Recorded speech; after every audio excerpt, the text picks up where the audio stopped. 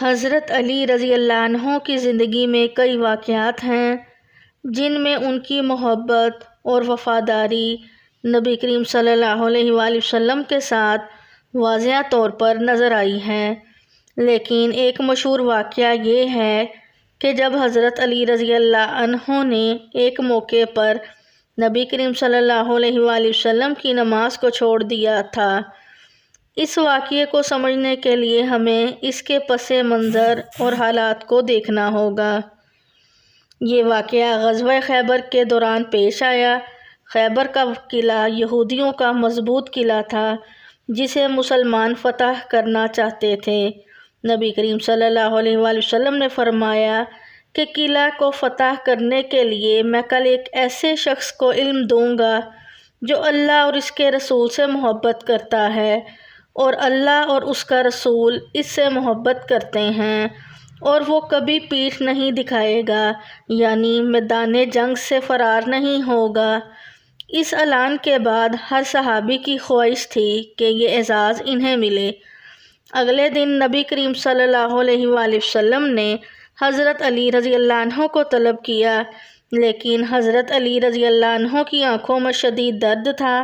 نبی کریم صلی اللہ علیہ وآلہ وسلم نے اپنی مبارک لباب ان کی آنکھوں میں لگایا اور دعا کی، جس سے حضرت علی رضی اللہ عنہ کی آنکھیں فوراً ٹھیک ہو گئیں۔ اس کے بعد نبی کریم صلی اللہ علیہ وآلہ وسلم نے انہیں علم دیا اور قلعہ خیبر کی طرف روانہ کیا۔ اب سوال یہ ہے کہ حضرت علی رضی اللہ عنہ نے نماز کیوں چھوڑ دی؟ اس کا جواب یہ ہے کہ جب حضرت علی رضی اللہ عنہ کو علم ملا اور انہیں قلعہ خیبر کی طرف روانہ کیا گیا تو اس وقت حضرت علی رضی اللہ عنہ نے نبی کریم صلی اللہ علیہ وآلہ وسلم کی جماعت میں نماز میں شامل نہیں ہو سکے، کیونکہ انہیں فوری طور پر ایک اہم ذمہ داری سونپی گئی تھی۔ حضرت علی رضی اللہ عنہ کا مقصد نبی کریم صلی اللہ علیہ وآلہ وسلم کے حکم کی تعمیل کرتے ہوئے اللہ کے دین کی سربلندی کے لیے قلعے کو فتح کرنا تھا، جو کہ عین اسلامی تعلیمات کے مطابق تھا۔ لہٰذا حضرت علی رضی اللہ عنہ نے نبی کریم صلی اللہ علیہ وآلہ وسلم کی نماز کو اس لیے نہیں چھوڑا کہ وہ نماز کو اہمیت نہیں دیتے تھے، بلکہ انہوں نے نبی کریم صلی اللہ علیہ وآلہ وسلم کے حکم کی تعمیل کی اور اللہ کی راہ میں جہاد کو ترجیح دی، کیونکہ نبی کریم صلی اللہ علیہ وآلہ وسلم کا حکم بھی دین کی خدمت کا حصہ تھا۔